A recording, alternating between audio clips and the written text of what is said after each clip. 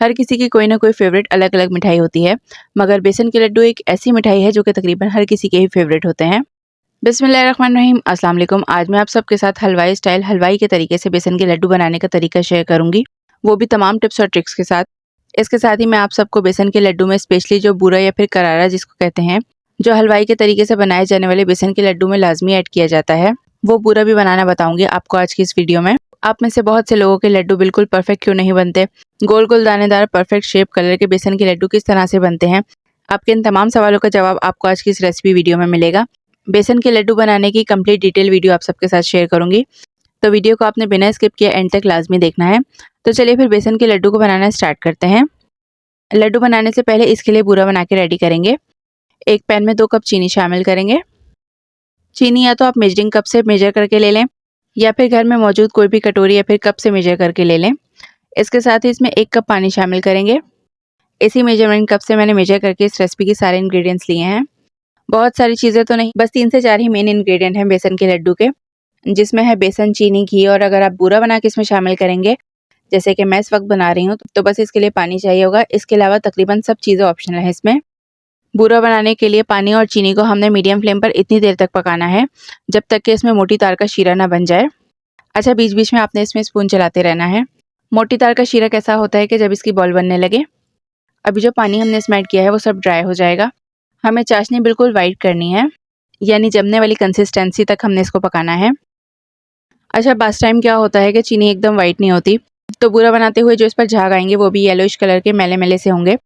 आपका बूरा एकदम वाइट बने इसके लिए क्या करेंगे कि आप इसमें 2 टेबलस्पून दूध ऐड कर दें और इस पर पहली बार जो झाग आए इसको निकाल कर फेंक दें, तो आपका बूरा सेम ऐसा ही वाइट बनेगा जैसे कि अभी बेसन के लड्डू के लिए हमारा बन के रेडी होने वाला है।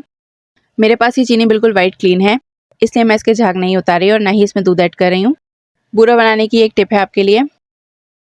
अब यहाँ पर चीनी को पकते हुए तकरीबन 10 से 12 मिनट हो चुके हैं। देखिए यहाँ पर पैन के साइड्स पर चीनी जमती हुई आपको नज़र आ रही है, और इस पैसला पर भी देखें कितना थिक सा शीरा आपको क्लियरली दिख रहा होगा। अब शीरा रेडी हुआ कि नहीं इसको चेक करने के लिए क्या करेंगे, एक बोल या कटोरी में थोड़ा सा पानी ले लेंगे और इसमें 1 ड्रॉप शीरे का ऐड करके इसकी बॉल बनाकर चेक कर लेंगे। अगर इसकी बॉल नॉन स्टिक इस तरह की बन जाए जिस तरह से मेरी अभी बन रही है, सो इट्स मीन के ये रेडी हो चुका है। आप इसको डायरेक्टली स्पून या फिर फिंगर पे लेकर भी चेक कर सकते हैं, बट ये बहुत ज़्यादा गर्म होता है, आपका हाथ जल भी सकता है, इसलिए सेफ साइड यही है कि थोड़े से पानी में आप इसको ऐड करके चेक कर लें। अब इस शीरे में 1 टेबलस्पून घी शामिल करेंगे। घी को मिक्स करके फ्लेम को ऑफ कर देंगे। घी ऐड करने से क्या होगा कि जिस तरह से बेसन के लड्डू के लिए बारीक बूरा हमें बनाना है वो बन के रेडी होगा, इसमें गुठली नहीं बनेगी। फ्लेम को ऑफ करके अब कंटिन्यूसली स्पून चलाते रहना है जब तक कि बारीक चीनी में चेंज ना हो जाए। ख्याल रखिएगा कि आपने इसको बिल्कुल भी नहीं छोड़ना, वरना ही फ़ौरन से जमना स्टार्ट हो जाएगा और ये शीरा जिस भी पोजीशन में होगा अपनी पोजीशन को उसी जगह पे होल्ड कर लेगा। अच्छा जी, स्टार्ट में मैंने इसको स्पैचुला से ही मिक्स किया था, बट जब ये वाइट होते हुए इस तरह अपना कलर चेंज कर लेगी तो ये बहुत हार्ड होती चली जाएगी, ये स्पैचुला से मिक्स नहीं होगी। तो इस तरह के वुडन स्पून वगैरह से मिक्स करते हुए इसको बारीक चीनी की तरह से आपने कर लेना है। तो देखिए यहाँ पर बूरा बन के रेडी हो चुका है। अब नेक्स्ट स्टेप में इस बूरे को छान लेंगे। एक इस तरह का स्ट्रेनर ले लेंगे और थोड़े थोड़े से करके बूरे को इसमें छान लेंगे। साथ साथ आप मेरे चैनल पर नए आए हैं या फिर आपने अभी तक मेरे चैनल को सब्सक्राइब नहीं किया है तो चैनल को ज़रूर से सब्सक्राइब कर दें। तो देखिए यहाँ पर सारे बूरे को छान लिया है मैंने। छानने से क्या हुआ कि मिक्स करते हुए जो थोड़ा मोटा मोटा सा बूरा रह गया था वो अलग हो गया है। अब इस बूरे को वेस्ट तो हम नहीं करेंगे क्योंकि इतनी मेहनत से हमने इस बूरे को बनाया है। तो अब क्या करेंगे कि इस बचे हुए बूरे को मिक्सर में ऐड करेंगे। अब कवर लगा के पल्स मोड पर आपने इसको पीस लेना है।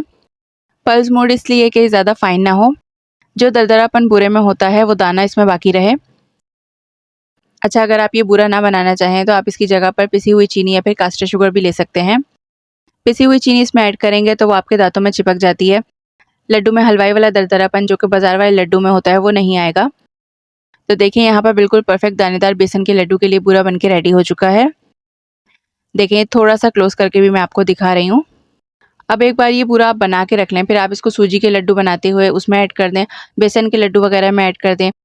इस बूरे से ही दानेदार दरदरे परफेक्ट हलवाई वाले बेसन के लड्डू बनेंगे। अब आ जाते हैं नेक्स्ट स्टेप की तरफ। बेसन के लड्डू बनाने के लिए 1 कप घी लेंगे, तो यहाँ पर अभी आधा कप घी पैन में शामिल करेंगे। बाकी भुनाई के साथ साथ इसमें शामिल करते रहेंगे। 1 कप घी अगर अभी ऐड कर देंगे तो बेसन अभी सारा घी फ़ौरन से एब्जॉर्ब कर लेगा। अच्छा, घी ऐड करने के बाद जब घी गर्म हो जाएगा तो इसमें 2 कप बेसन शामिल करेंगे। लड्डू बनाने के लिए हलवाई मोटे बेसन का यूज़ करते हैं।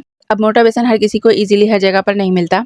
इसके लिए हमारे यहाँ जो आम बेसन मिलता है फाइन वाला, इसी का इस्तेमाल करेंगे और इसी बारीक बेसन को एक टिप से हम दरदरा बनाएंगे, जो कि आगे चल के मैं आप सबको बताऊंगी।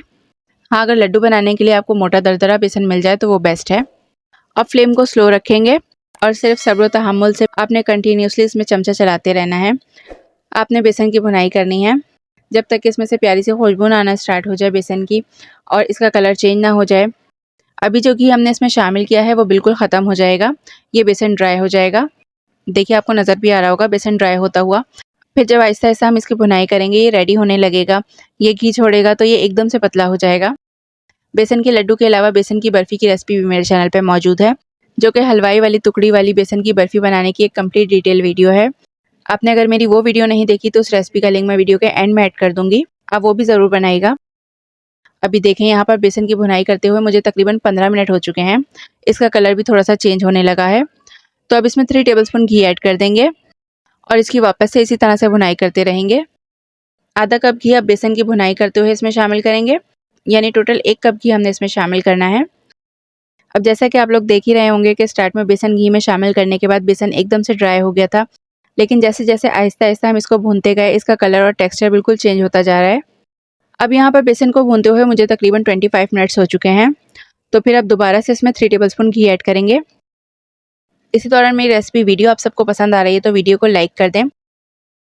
अब यहाँ पर तकरीबन 30 मिनट्स मुझे बेसन की भुनाई करते हुए हो गए हैं और देखें बेसन ने यहाँ पर घी भी छोड़ना स्टार्ट कर दिया है, ये पतला होना स्टार्ट हो गया है। इसका कलर भी अब टोटली चेंज हो चुका है, बेसन में से बहुत प्यारा सा अरोमा आने लगा है, यानी कि लड्डुओं के लिए बेसन हमारा परफेक्टली भुन चुका है। अब इस स्टेज पर बिल्कुल हलवाई वाले बेसन के लड्डू का कलर देने के लिए मैं इसमें 2-3 ड्रॉप येलो और ऑरेंज फूड कलर के ऐड कर रही हूँ। ऑरेंज या फिर येलो जो भी फूड कलर आपके पास हो वो आप इसमें ऐड कर दें, या फिर अगर ये फूड कलर्स नहीं है आपके पास तो आप क्या करेंगे कि इसमें 1/4 टीस्पून के बराबर हल्दी शामिल करके इसको मिक्स कर लेंगे, तो इससे बिल्कुल हलवाई वाले बेसन के लड्डू का कलर आएगा। बस कलर शामिल करके कलर की बेसन में अच्छी तरह से मिक्सिंग कर लेंगे।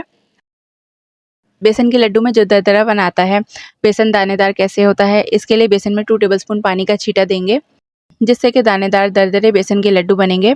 बेसन में दाना आएगा, बस पानी शामिल करके अच्छी तरह से मिक्स कर लेंगे और फ्लेम को ऑफ कर देंगे। बेसन को ऐसे ही स्पून चलाते हुए थोड़ा सा ठंडा कर लें कि इसकी थोड़ी सी हीट निकल जाए।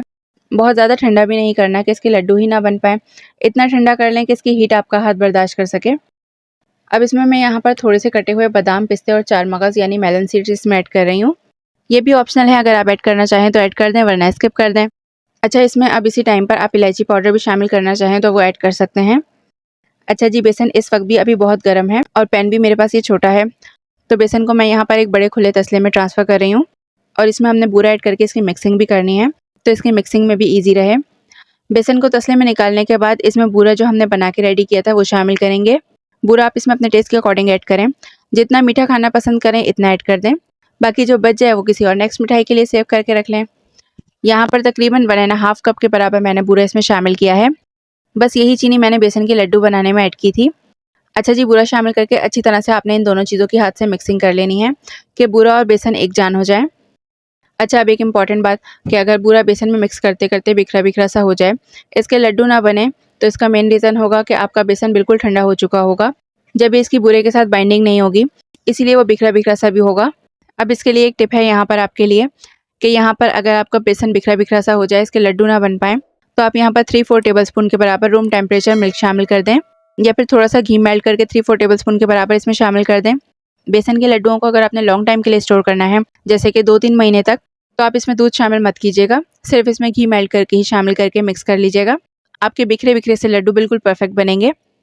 तो जी, यहाँ पर दोनों चीज़ों की अच्छी तरह से मिक्सिंग करने के बाद अब इसके लड्डू बनाना स्टार्ट करते हैं। अब लड्डू जितने भी बड़े या छोटे साइज़ के आपने बनाने हो, आप अपनी मर्ज़ी के मुताबिक बना सकते हैं। मैं यहाँ पर लेमन साइज़ का लड्डू बनाऊँगी। लड्डू बनाने में तो कोई मुश्किल है ही नहीं, बहुत ही ईजी है लड्डू बनाना। देखिए कितना परफेक्ट बिल्कुल हलवाई जैसा बेसन का लड्डू बनके रेडी हो गया है। लड्डू बनाकर इसको बारीक कटे हुए पिस्ते से गार्निश कर देंगे। ये इसके ऊपर दरदरापन जो आपको नज़र आ रहा है, जो कि हलवाई वाले बाज़ार के लड्डू में होता है, ये इसी बूरे की वजह से है जो कि हमने इसमें बना के ऐड किया है। इसलिए बाज़ार वाला बिल्कुल परफेक्ट बेसन का लड्डू खाना है तो आप इसमें बूरा ही बना के शामिल कीजिएगा। पिसी हुई चीनी शामिल करने से आपके लिए आसानी हो जाएगी, लड्डू ईजिली बन जाएंगे। बट इसमें इतना अच्छा टेस्ट, दरदरापन, खस्तापन नहीं आएगा जो कि हलवाई वाले बेसन के लड्डू में होता है। इसके साथ ही हलवाई स्टाइल परफेक्ट दानेदार मुंह में पानी लाने वाले बेसन के लड्डू तैयार हैं। लड्डू एक ऐसी मिठाई है जो कि आप 2 से 3-4 महीने तक भी रख के खा सकते हैं। ना इसके टेस्ट में फ़र्क आता है, ना कलर में, ना ही टेक्सचर में। हाँ, इन लड्डुओं को आप फ्रिज में हरगिज़ मत रखिएगा, एयरटाइट जार या फिर कंटेनर में स्टोर कर लें। फिर जब कभी आपको मीठे की क्रेविंग हो, आपका मीठा खाने का दिल चाहे, आप अपने एयरटाइट कंटेनर से लड्डू निकालें और एंजॉय करें। बेसन के लड्डू बनाने के लिए मेरी रेसिपी को सेम तरीके से टिप्स और ट्रिक्स के साथ फॉलो करेंगे तो इंशाल्लाह मुझसे भी बेहतरीन लड्डू आप घर में ईजिली बना सकते हैं। इंग्रेडिएंट भी इसके कोई ख़ास और बहुत ज़्यादा नहीं है, बस 3 ही मेन इंग्रेडिएंट हैं। यहाँ पर एक लड्डू मैं आपको तोड़कर भी दिखाती हूँ। देखिए लड्डू का अंदर का टेक्सचर, देखिए लड्डू कितने सॉफ्ट, मॉइस्ट और बिल्कुल खस्ता दानेदार बने हैं। अब जैसे कि आजकल वेडिंग सीजन है तो आप अपने हाथों से बेसन के लड्डू बनाकर अच्छे से बॉक्स में रैप करके किसी को ऐसा गिफ्ट भी दे सकते हैं। ज़रूर बनाइएगा और अपनी फीडबैक मेरे साथ कमेंट बॉक्स में ज़रूर शेयर कीजिएगा कि आप सबको मेरे आज की बेसन के लड्डू की रेसिपी वीडियो कैसी लगी। रेसिपी वीडियो पसंद आई हो तो वीडियो को लाइक करके फ्रेंड्स और फैमिली के साथ शेयर कर दें। नेक्स्ट रेसिपी वीडियो तक के लिए अल्लाह हाफिज़।